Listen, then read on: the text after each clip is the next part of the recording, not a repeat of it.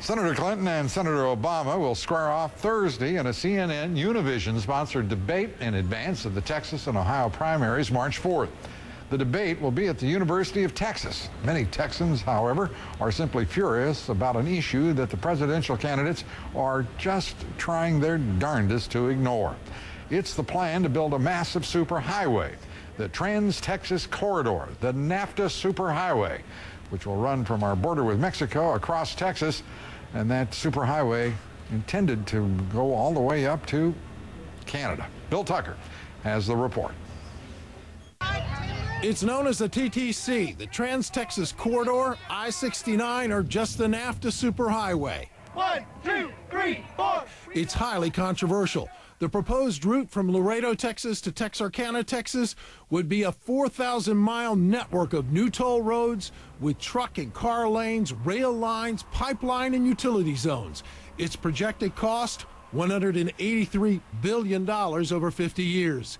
The purpose of the Trans-Texas Corridor would be to speed up the movement of goods from Mexico to proposed inland ports in America. This is about international, global companies that are coming in and having their way with our politicians and making sure that this kind of an international corridor happens. Doesn't matter what it does to the people in the path. It doesn't matter what it does to our way of life. And that's not going over well with thousands of people in the way of the massive project who've shown up at town hall meetings held by the state. Citizens here are not going to bear the burden so Walmart can get their cargo into the U.S. cheaper and faster. So far, none of the companies interested in financing the corridor are American. And among its opponents, presidential candidate and Texas Congressman Ron Paul. We don't know exactly what the long-term plan on or what the motivation is. Is this part of the North American Union, or is this just to enhance travel in Texas? And I suspect it's a lot more, and it's very costly.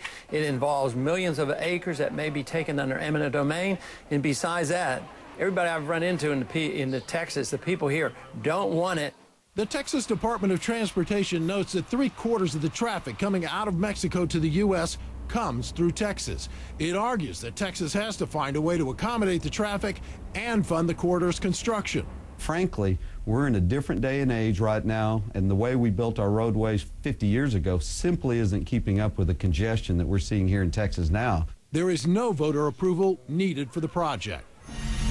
So, like it or not, Texans could just have to live with the corridor, and the state is vowing to use eminent domain to lay claim to any landowners who oppose the project. And those opposed say, Lou, they are not against new and better roads. They just would prefer to see the expansion and improvement of existing roadways rather than something on the size and scale of I-69 or TTC. Well, you know that expression that Texans love, set up by their Department of Transportation, don't mess with Texas. Yes. They put it up in terms of protecting their roads and beautifying the highways. This is really messing with Texas. You can't tell me that Governor Rick Perry and the head of the Department of Transportation down there, that they're dumb enough to say that because all of this traffic's coming out of Mexico, that the Texas citizens should be funding the highway that is needed as a result of that traffic. Well, that's absolutely idiotic. The folks at the Department of Transportation told me today, look, we can't, it's not my job, it's not our job to stop the trucks at the border. It's, you know, these trucks are coming in, we have to deal with them. Whose job is it? They would say that's above their pay grade, and it goes to Washington. I'll tell you what, it isn't above their pay grade.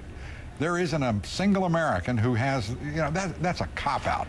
Every American gets a voice on these issues, and every Texan certainly should. And I got to say, if people are putting up with this nonsense from their state government and Governor Rick Perry and their Department of Transportation, these aren't the Texans that I know and who I respect mightily. I mean, to put up with this is just idiotic. Well, they're not putting up with it. By some of the estimations that I got this afternoon, 10,000 people have shown up at these 46 town hall meetings, which wrap up this week. And they've been very vocal. There haven't been any supporters at these meetings. There have been a lot of opposition. Well, this is another example of trying to ram this nonsense through, you know, this is not, they're trying to be so cute. All of these folks who want to put together this highway that would run in their dreams from Mexico to Canada. I cannot imagine why there isn't just complete outrage throughout the state of Texas at this, the very idea of it. You know, it makes no sense on any level. Well, we'll get a look at some of that outrage because we're attending some of the meetings tonight, Lou, and we'll be back to talk about that tomorrow. You got a deal. Bill Tucker, thank you. And What happened to don't mess with Texas? I'm worried, I tell you. That brings us to the subject of our poll tonight. The question is, do you believe the presidential candidates of both parties should be required to take a position on the North American Union and the NAFTA Superhighway? Oh, God forbid. Yes or no? We'd love to hear from you on your thoughts. We'll bring the results here later in the broadcast as you vote. We're back with our panel, but first, 97% of you, according to our poll, say you believe the presidential candidates of both parties should be required to take a position on the North American Union and the NAFTA Superhighway. 97%.